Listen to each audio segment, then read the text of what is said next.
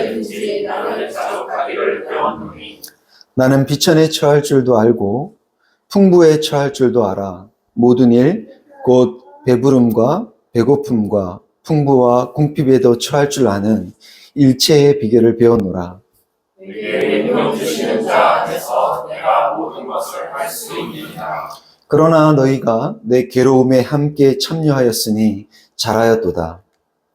빌립보 사람들아, 너희가 알거니와 복음의 시초에 내가 마게도냐를 떠날 때 주고받는 내 일에 참여한 교회가 너희 외에 아무도 없었느니라.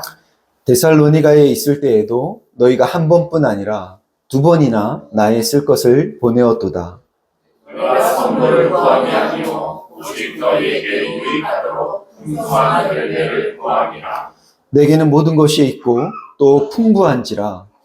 에바브로디도 편에 너희가 준 것을 받음으로 내가 풍족하니 이는 받으실 만한 향기로운 제물이요 하나님을 기쁘시게 한 것이라.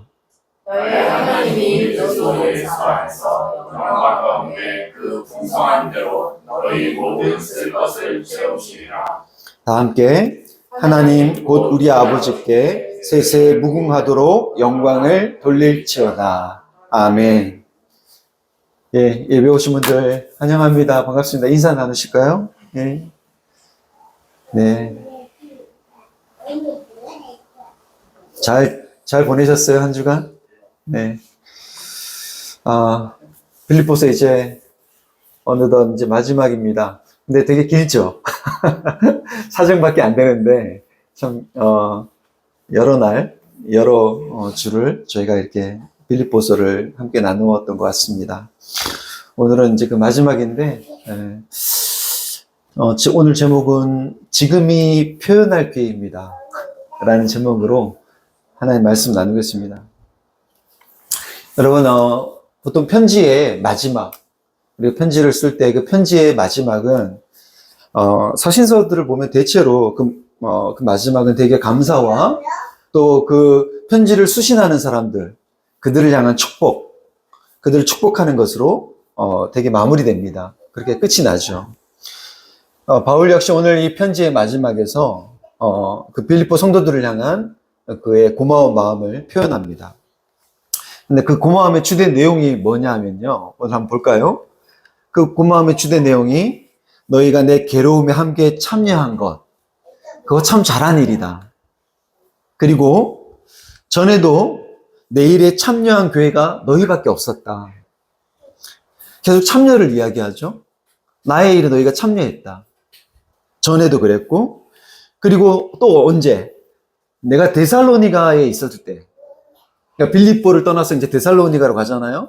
근데 데살로니가에 있었을 때에도 너희가 한 번이 아니라 두 번이나 나의 쓸 것을 보내었고, 그리고 지금 현재도 에바브로디도 편으로 너희가 준 것을 내가 받아서 내가 지금 풍족하게 지내고 있다라는 것입니다. 자, 이 얘기가 뭐예요? 너희가 나의 일에 참여했고, 너희가 쓸 것을 보내었고, 내가 에바브로디도 편으로, 그렇게 너희가 준 것을 내가 받아서 풍족하다. 그러니까, 빌립보 성도들이 바울을 어떻게 한 거죠? 재정적으로 후원한 거예요. 그 재정적인 후원에 대한 이 고마운 마음과, 그리고 그들의 그런 섬김에 대해서 칭찬하고 있는 것이죠. 서신의 마지막에 지금 이런 이야기를 하고 있는 겁니다. 그러면서 뭐라 얘기하냐면 바울이 너희가 이렇게 한 것은 하나님께서 받으실 만한 향기로운 제물이요. 그것은 그리고 하나님을 기쁘시게 한 것이다. 이렇게 말합니다. 자, 한번 상상을 해봅시다. 제가 여러분 설교를 해요. 여러분 말씀을 전합니다. 그래서 교회의 본질이 무엇인지, 자, 빌립보서 우리가 그동안 들었던 거 한번 쫙 생각해 보세요. 사실 이 사장이 지금 저희는 길게 얘기했지만 사실 이 편지를 한 자리에서 그대로 낭독했을 거거든요. 자, 교회의 본질이 무엇인지, 또 그 교회 안에 있는 그 갈등과 분열, 그 분열에 대해서 어떻게 대처해야 되는지, 그리고 그리스도 예수의 마음을 갖는다는 것은 무엇인지, 그리고 그분이 우리에게 보여주신 그 관용으로 서로를 대하는 것이 왜 중요한지 제가 여러분 앞에서 한참 여러분한테 막 말한 후에 마지막으로 제가 여러분에게 이렇게 얘기하는 거예요. 여러분, 마지막으로 제가 할 말이 있어요. 이게 되게 중요합니다, 여러분. 그러면서 이렇게 말하는 겁니다. 여러분이 정말 잘 알고 있는 것이 있는데요. 그리고 제 마음을 기쁘게 하고 있는 것이 있는데요. 바로 여러분이 헌금을 하는 거예요. 여러분이 헌금을 너무 잘하고 있는 겁니다. 그렇게 헌금하고 있는 거, 그거요. 하나님께서 받으실 만한 향기로운 제물이요. 그 하나님을 기쁘시게 하는 것입니다. 그리고 그렇게 헌금하시는 분들, 바로 여러분들에게 하나님께서 당신의 그 풍성함으로 여러분의 모든 쓸 것을 채워주시기를 빕니다. 그렇게 제가 이제 마지막에 그렇게 얘기한다면 여러분 어떨 것 같습니까? 앞에서 복음의 본질과 예수 그리스도의 마음과 그것을 한참 이야기하고 나서 마지막을 헌금으로 끝내요. 헌금의 얘기로. 그거 참 잘하고 있는 거고 그거 하나님 기쁘시게 받을 것입니다. 향기로운 제물이에요, 그게. 자, 그렇게 말한다고 생각해 보십시오. 여러분 어떨 것 같으세요? 여러분, 교회에서 목회자들이 사실 가장 꺼내기 힘든, 가장 민감한 주제가 뭘까요? 여러분, 뭘까요? 헌금이에요. 재정과 관련된 것입니다. 아무리 좋은 말을 많이 했어도 마지막에 이 돈 얘기를 꺼내는 거, 이거는요, 여러분 좀 불편하게 만들 수 있는, 오해를 불러일으킬 수 있어요. 헌금한 것에 대해서 칭찬을 많이 할수록, 여러분 그 얘기는 즉 뭐예요? 헌금한 것에 대해서 칭찬을 많이 한다는 건 무슨 말입니까? 그것을 계속하라는 무언의 메시지와 다름이 없죠. 그렇지 않겠어요? 막 여러분이 현금을 막 칭찬해요. 계속하라는 말이 더 잘하라는 말이구나. 그럼 무언의 메시지와 다를 바 없죠. 그러니까 바울이 지금 빌립보 성도들에게 야, 너희가 그렇게 후원한 거 너무 잘한 일이야. 그리고 하나님께서 받으실 만한 향기로운 제물이야. 여러분 이런 말 어디서 혹시 여러분 많이 들어본 적 없습니까? 여러분 그거 하나님 받으실 만한 향기로운 제물이면 어디서 많이 들어본 적 없어요? 여러분 교회에서 예전에 부흥회 할 때 부흥 강사들이 와서 주로 하는 말 아닙니까? 부흥사들이 와서 꼭 마지막에 하는 것이 있죠. 말씀으로 은혜를 끼친 후에 마지막에 헌금에 대해서 강조합니다. 그리고 그 헌금으로 인해서 일어난 아름답고 놀라운 일들을 얘기해줘요. 기적적으로 교회가 건축이 되었고, 그 헌금으로.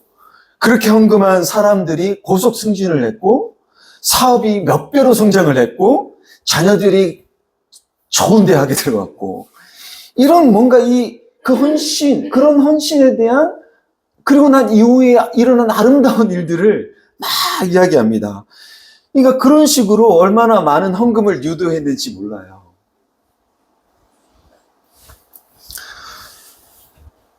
사실 그분들이 오늘 했던 이 바울의 말을 잘 인용했거든요. 그것이 아름다운 향기며 하나님께서 기쁘시게 받은 제물이라고 강조하며 헌금을 독려합니다. 그런데 여러분 오늘 바울은요, 오늘 이 말씀에서 오히려 성도들이 그런 메시지로 받아들일까봐 그렇게 오해할까봐 바울은 오히려 우려하는 것을 볼 수 있어요. 오늘 말씀에서. 그래서 바울은 오늘 그들이 혹시라도 그렇게 받아들일 만한 것을 그런 오해를 차단하기 위해서 뭐라 얘기하냐면 이렇게 얘기하죠. 약간 쉴드 치는 것 같은 얘기를 하는데 뭐라 얘기하냐면 여러분 내가 이렇게 말하는 게 너희 이렇게 이 헌금에 칭찬하는 거 이거 여러분 내가 궁핍해서 지금 내 처지가 어려워서 이런 말 하는 게 아니에요. 내 처지가 지금 어려워서 이런 말 하는 것이 아닙니다. 그리고 또 뭐라 얘기하냐면 내가 지금 여러분들한테 선물을 받고 싶어서 내가 이러는 게 아닙니다. 이렇게 말하죠. 그렇게 오해하지 마십시오. 그런 의미로 받아들이지 마세요. 이렇게 말하고 있는 겁니다. 바울은요, 여러분, 빌립보 성도들 중에 혹시라도 그가 이렇게 말함으로써, 돈을 요구하고 있다고 생각하는 사람들이 있을까봐 걱정하는 거예요. 왜냐하면, 초대교회에 있었던, 계속 반복되었던 문제 중 하나가 뭐였냐면요. 이곳저곳을 다니면서 자신들의 사상을 파는 순회 교사들과 철학자들이 많았다고 합니다. 그렇게 다니면서 돈을 받는 거예요. 그렇게 사상을 전파하고 그렇게 좋은 말들을 가르치면서 그 일종의 지식을 팔아서 사는 거죠.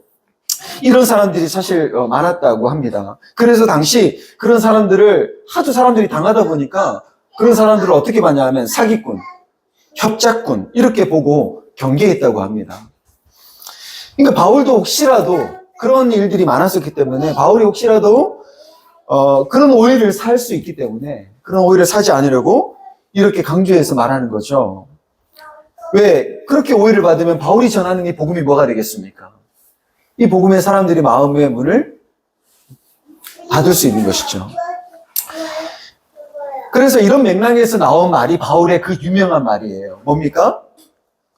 내가 어떠한 형편이든지 나는 자족하기를 배웠노니 나는 비천에 처할 줄도 알고 풍부에 처할 줄도 알아. 모든 일, 곧 배부름과 배고픔과 풍부와 궁핍에도 처할 줄 아는 일체의 비결을 배웠노라. 바로 이 말입니다. 내게 능력 주시는 자 안에서 내가 모든 것을 할 수 있느니라. 이 말이에요. 이게 바로 이런 맥락에서 나온 말이에요.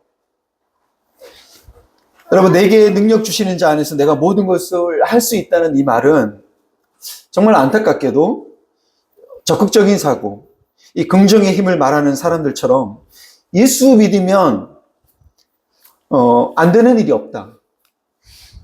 못 이룰 일이 없다. 그런 의미로 이해하는 경향이 많았습니다. 그러나 여러분, 이 말이 그런 말이 아닌 것이죠. 여기서 모든 것은 무엇을 말합니까? 곧 배부름과 배고픔, 풍족함과 궁핍함. 이 모든 것을 아울러서 이런 모든 삶을 살아낼 줄 아는, 그런 삶을 살아낼 줄 아는, 그런 가운데 처하여도, 비천하게도 처할 줄도 알고 풍족하게도 처할 줄 아는, 살 줄 아는 그런 의미에서의 모든 것이죠. 비천하게도 풍족하게도 살 줄 안다는 것은 뭡니까? 어떤 처지와 형편에 있든지 자족할 수 있다는 것입니다. 자족할 수 있다는 것. 그렇게 자족할 수 있는 그 일체의 비결이 어디에 있느냐? 바로 내게 능력 주시는 자 안에서. 내게 능력 주시는 자 안에서 사는 것이죠. 바울의 이 일체의 비결, 이 만족의 비결은 그가 갖고 있는 그 소유의 많고 적음, 그 유무에 달려있는 것이 아니었습니다. 근데 바울이 이 얘기를 우리가 참 이 말 너무 잘 알지 않습니까? 일체의 비결을 배웠노라. 내가 자족하기를 배웠노라. 이 이야기를 바울이 왜 이렇게 진지하면서도 되게 감동적이게, 멋들어지게 하냐 하면요. 지금 자신이 하는 말이 이익을 탐하기 위해 하는 말이 아니라는 것을 강조하기 위한 거예요. 내가 여러분 어떤 다른 목적이 있어서 여러분들로부터 뭔가를 얻어내기 위해서 내가 이 말을 하는 것이 아닙니다. 이걸 설명하기 위해서 하는 것이죠. 저 충분히 자족합니다. 저는 그 자족할 수 있는 일체의 비결을 그리스도 안에서 저는 배웠습니다. 저는 그렇게 살고 있습니다. 저는 그런 목적으로 여러분 이 얘기를 하는 것이 아닙니다. 그걸 강조하기 위한 것이죠. 만약에 그러면 이런 오해를 살 것 같으면 아예 이런 말을 안 하면 될 텐데 왜 굳이 지금 이 오해를 살 법한 이 말을, 이 헌금에 대한 이 이야기를 하고 있는 걸까요? 오해를 살 수 있음에도 불구하고 그들의 헌금에 대해 콕 집어서 칭찬하는 이유가 뭐냐? 왜 그랬을까요?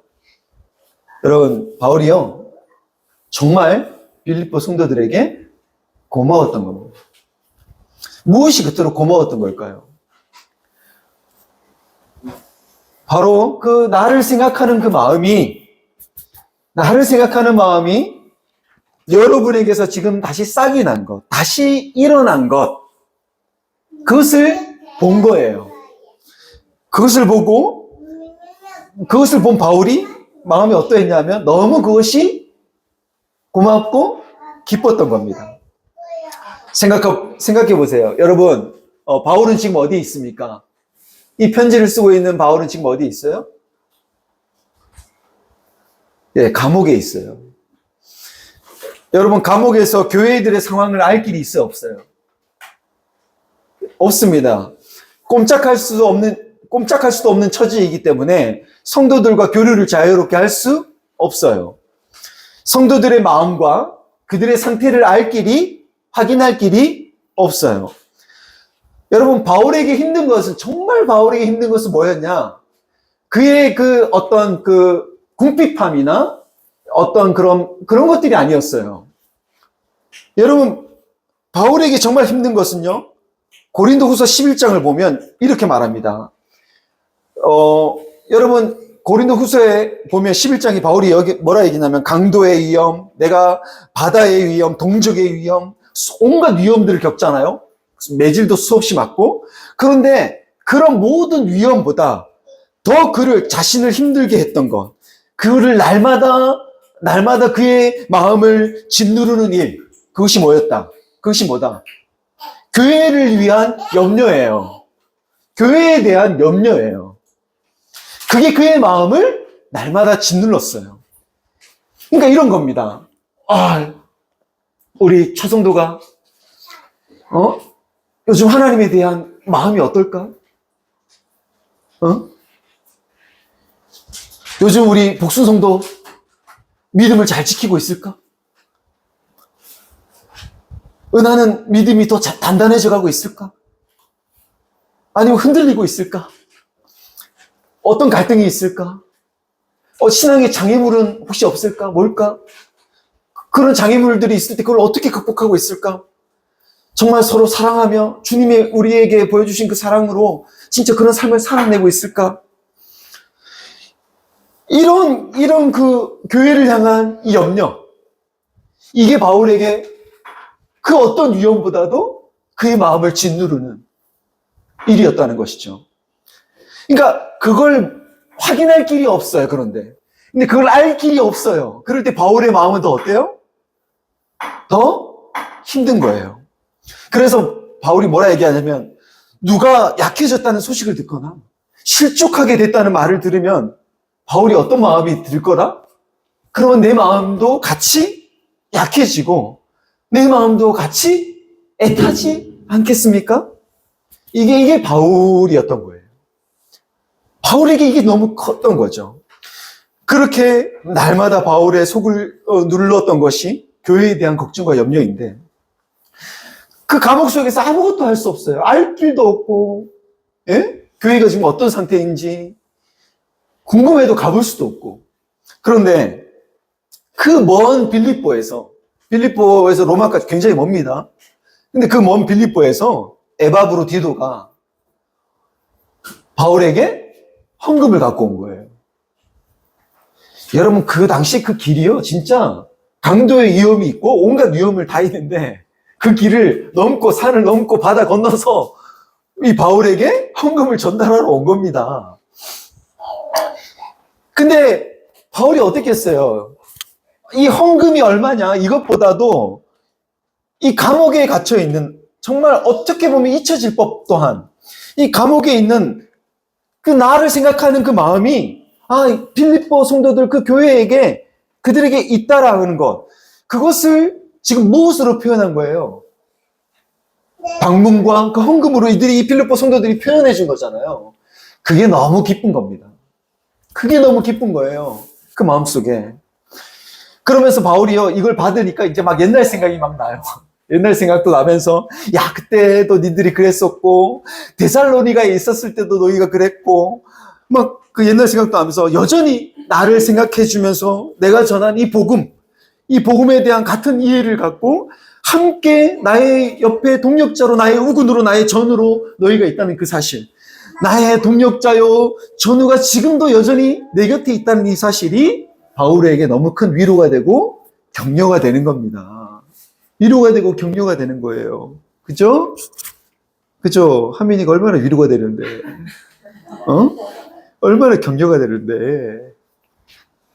여러분, 바울도 여러분 사람입니다, 사람. 그러니까, 나와 같이 고생을 해준 사람이 어때요? 고맙죠? 나와 같이 고생해준 사람이 고마워요.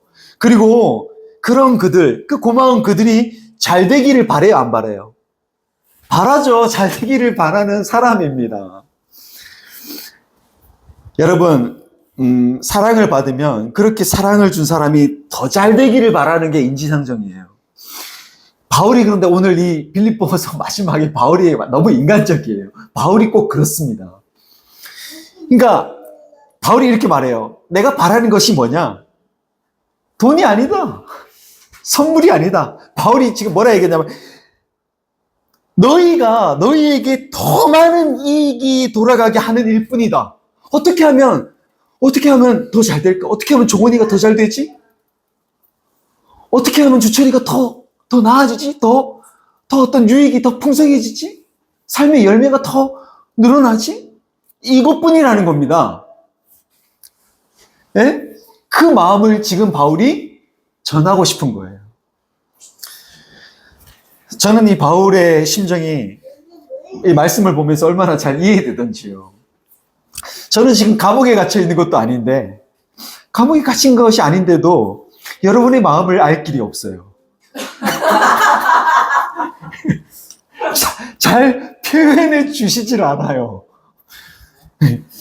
제가 물어보기도 그래요. 부담을 주는 것 같아서. 물어보기도 좀 그래요. 근데 우리가 지난주에 뭘 했습니까? 지난주에 뭘 했죠? 칭찬합시다를 했죠. 칭찬합시다.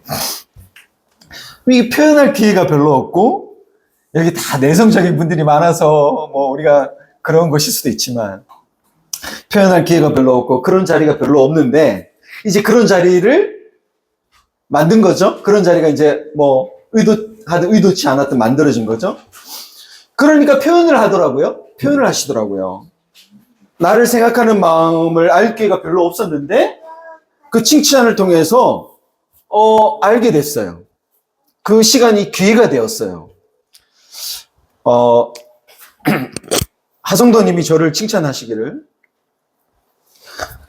앞에서는 말씀을 진지하게 아주 심각하게 진지하게 하시면서도, 그냥 관계에서는 사람을 되게 편안하게 해준다는 겁니다.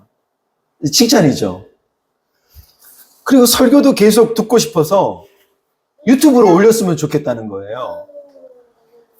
사실 우리 하성도님 EBS 강의도 하셨던 분인데, 근데 제 설교에서 강의 스킬을 배우신대요. 강의 스킬을 배우신대요. 그렇게 칭찬을 해주시니까 제가 이렇게 어깨가 이렇게 올라갔어요. 이렇게. 근데 이제 은하자매가 뭐라 얘기하냐면, 목사님이 앞에서 그렇게 말씀하신 대로 그렇게 교회를 하고 있고, 근데 그 교회가 그 말씀한 대로 그대로 되어지는 걸 보면서 정말 교회가 이렇게 할 수 있네? 교회가 정말 이렇게 되네? 그걸 느낀다는 겁니다. 그걸 느낀대요. 여러분, 이거 최고의 칭찬 아닙니까? 알 길이 없었어요.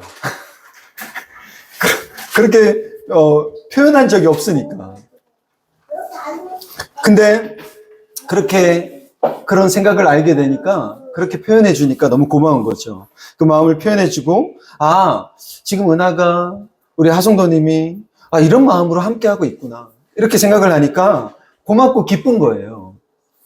그러니까 저 역시 더 힘을 내서 잘하고 싶고, 그런 여러분들에게 더 유익한 열매가 맺히기를 바라게 될까 안 될까요? 바라게 되죠. 그래서 참 이 표현이라는 게 참 우리에게 어떤 역동을 일으키는구나, 이런 생각이 들더라고요. 여러분, 그렇지만 우리는 이 표현에 인색하죠. 여러분, 우리는 헌금에 인색한 것이 아니라 우리는 표현에 되게 인색한 사람들이에요. 고맙다고 말 잘 못해요. 사랑한다 이런 막 자녀들도 부모한테 참 인색합니다. 별로 많이 듣지를 못해요. 뭐 어떻게 보면 인색하다고 말하는 것보다 서툴다고 말하는 것이 맞을 수도 있어요. 근데 우리가 그런 표현이 좀 부족해도 어떻게든 우리가 자족하며 살 수 있죠. 그러나 우리가 그렇게 자족하며 살 수는 있지만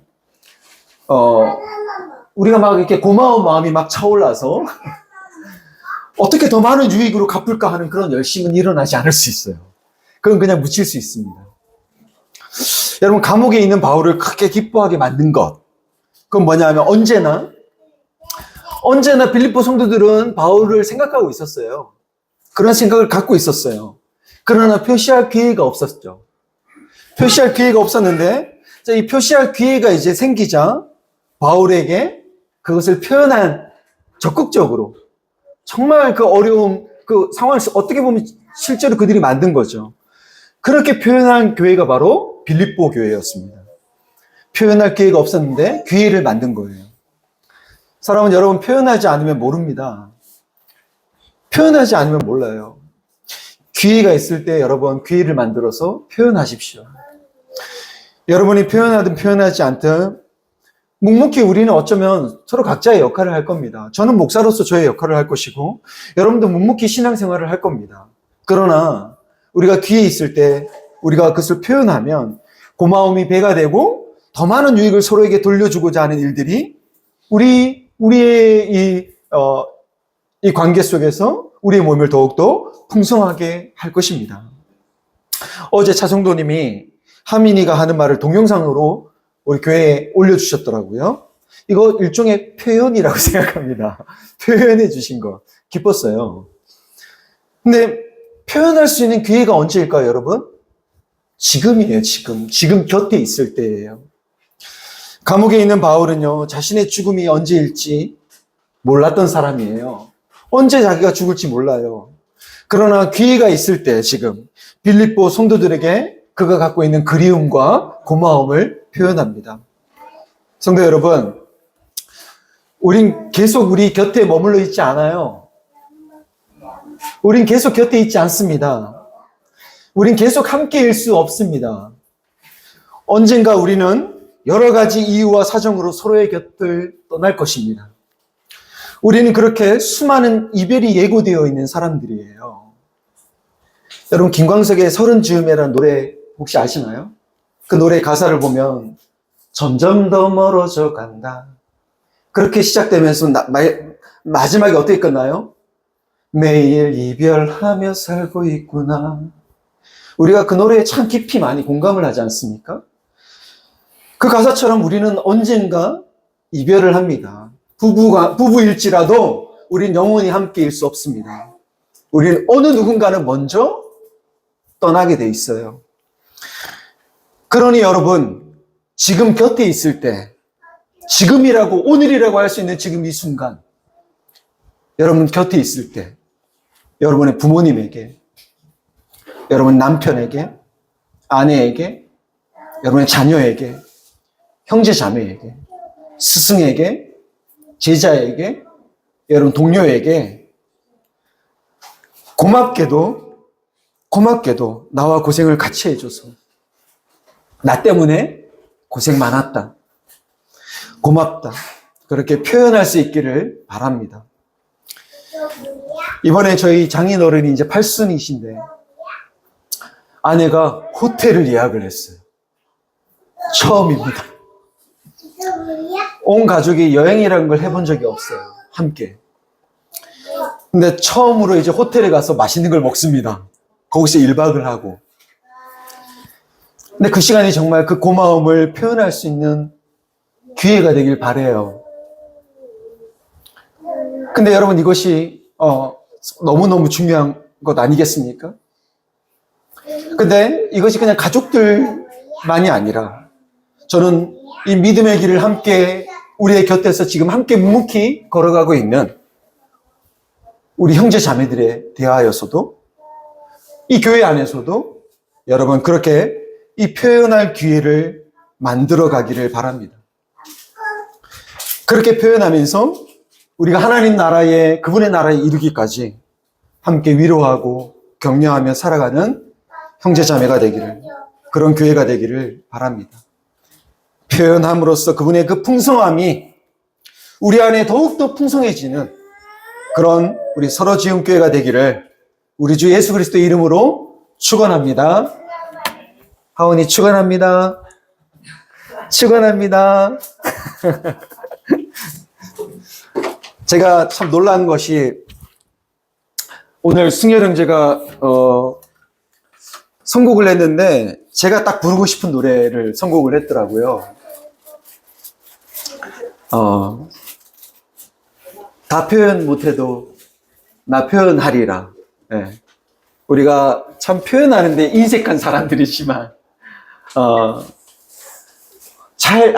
하나님께도 잘 표현 못하는 사람들이지만 그러나 우리 교회가 조금씩 더 그런 귀들을 만들어가고 여러분 그런 고마움을 전하고 사랑의 마음을 전하고 위로하고 격려하고 그런 교회가 되어 갔으면 좋겠습니다. 그 안에서 하나님의 우리를 향한 그 하나님의 더 그 지극히 풍성한 그 은혜가 더욱 우리 교회 안에 흘러 넘치기를 소망해 봅니다. 우리 그 마음을 그 바람을